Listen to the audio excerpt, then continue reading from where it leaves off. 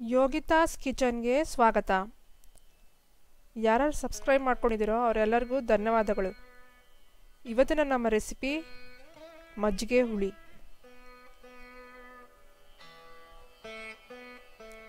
ಇದು ಮಾಡೋದು ತುಂಬ ಸುಲಭ.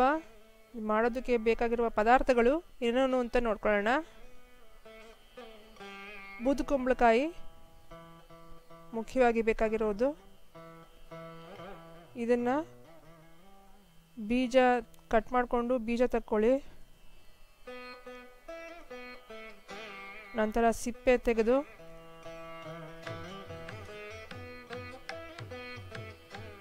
ಚಿಕ್ಕ ಚಿಕ್ಕದಾಗಿ ಕಟ್ ಮಾಡ್ಕೋಬೇಕು.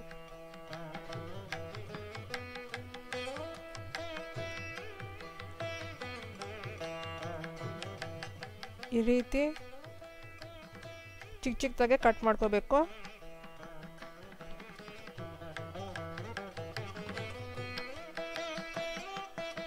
ಇದೊಂದು 2 ಬಟ್ಲು ಬೂದುಕುಂಬಳಕಾಯಿ, ಸ್ವಲ್ಪ ಅರಿಶಿನ,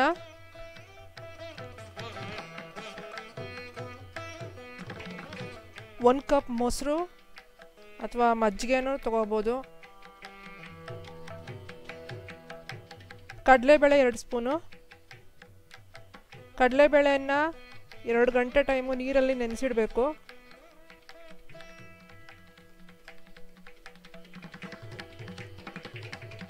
ಸ್ವಲ್ಪ ತೆಂಗಿನಕಾಯಿ,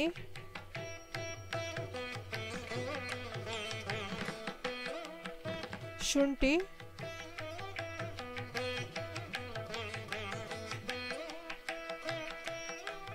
ಜೀರಿಗೆ 1 ಟೀ ಸ್ಪೂನು,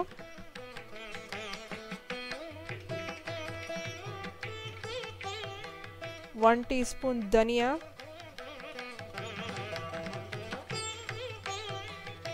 3 ರಿಂದ 4 ಹಸಿಮೆಣಸಿನಕಾಯಿ, ಸ್ವಲ್ಪ ಕೊತ್ತಂಬರಿ ಸೊಪ್ಪು,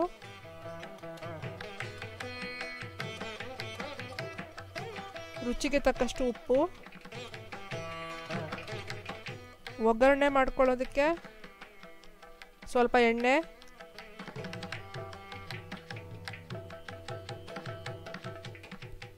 ಸಾಸಿವೆ 1 ಟೀ ಸ್ಪೂನ್,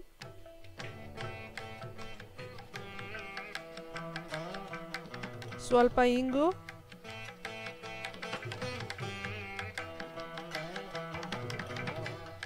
ಎರಡರಿಂದ 3 ಒಣಮೆಣಸಿನಕಾಯಿ, ಸ್ವಲ್ಪ ಕರಿಬೇವು.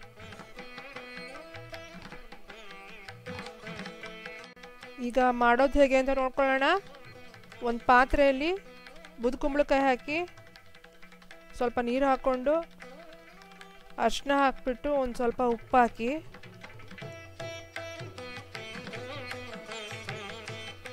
ಚೆನ್ನಾಗಿ ಮಿಕ್ಸ್ ಮಾಡಿಬಿಟ್ಟು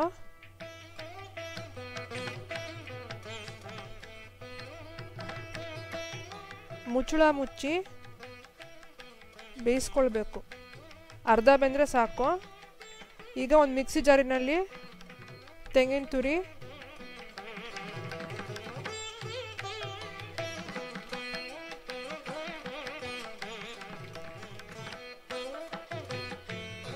ನೆನೆಸಿಟ್ಕೊಂಡಿದ್ದಂಥ ಕಡಲೆಬೇಳೆ, ನೀರು ಹಾಕ್ಬೇಡಿ, ಕಡಲೆಬೇಳೆ ಮಾತ್ರ ಹಾಕ್ಕೊಳ್ಳಿ.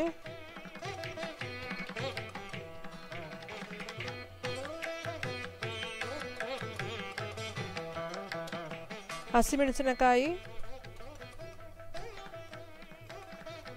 ಸ್ವಲ್ಪ ಶುಂಠಿ,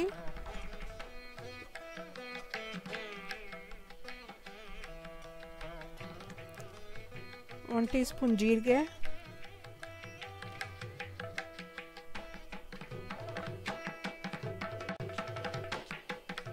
ಧನಿಯಾ,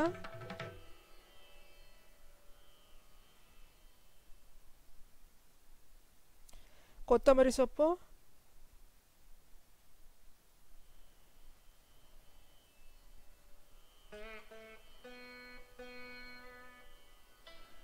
ಸ್ವಲ್ಪ ನೀರು ಹಾಕ್ಬಿಟ್ಟು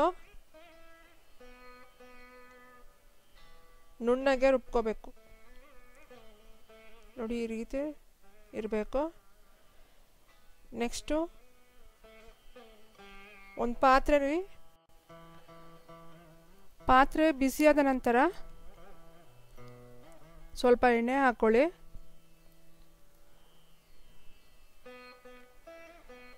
ಸಾಸಿವೆ ಹಾಕ್ಕೊಂಡು ಸಾಸಿವೆ ಚಿಟ್ಕೊಟ್ಟದ್ಮೇಲೆ ಜೀರಿಗೆ, ಸ್ವಲ್ಪ ಇಂಗು, ಕರಿಬೇವು,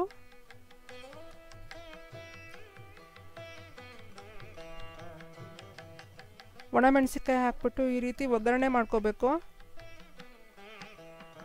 ನೆಕ್ಸ್ಟು ರುಬ್ಬಿಟ್ಕೊಂಡಿರೋಂಥ ಮಸಾಲೆನ ಹಾಕ್ಬಿಟ್ಟು ರಾ ಸ್ಮೆಲ್ಲೆಲ್ಲ ಹೋಗೋವರೆಗೂ ಹುರ್ಕೋಬೇಕು.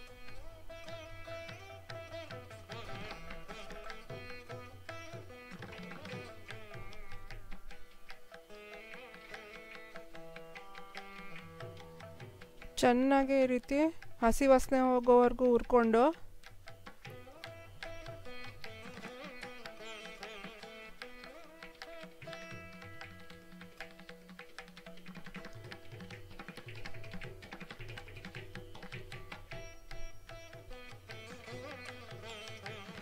ಬೇಯಿಸಿಟ್ಕೊಂಡಿರೋಂಥ ಬೂದ್ ಕುಂಬಳಕಾಯನ್ನು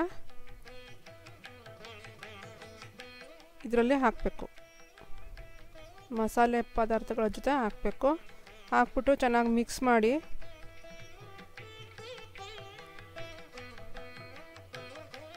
ಕನ್ಸಿಸ್ಟೆನ್ಸಿ ನೋಡ್ಕೊಳ್ಳಿ. ನಿಮ್ಗೆ ತೆಳು ಬೇಕೋ ಗಟ್ಟಿ ಬೇಕೋ ನೋಡಿಕೊಂಡು ಅಡ್ಜಸ್ಟ್ ಮಾಡ್ಕೊಳ್ಳಿ ನೀರು ಹಾಕ್ಕೊಂಡು.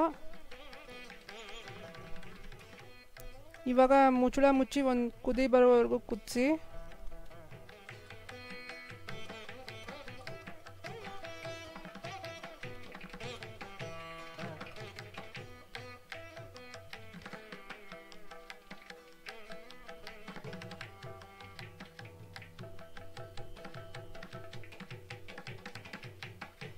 ಇದಕ್ಕೆ ಮೊದಲೇ ನಾನು ಉಪ್ಪು ಹಾಕಿದ್ದೆ.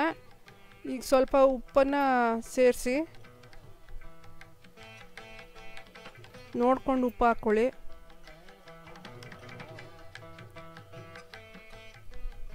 ಚೆನ್ನಾಗಿ ಮಿಕ್ಸ್ ಮಾಡಿಬಿಟ್ಟು ಸ್ಟವ್ ಆಫ್ ಮಾಡಿ. ಇದು ಆಗಿದೆ.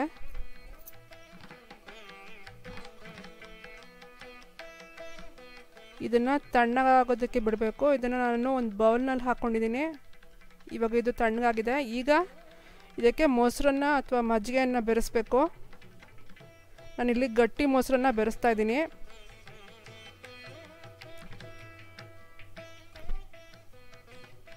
ಇದು ಡಿಫ್ರೆಂಟ್ ಟೇಸ್ಟ್ ಕೊಡುತ್ತೆ ಈ ರೀತಿ ಮಾಡೋದ್ರಿಂದ.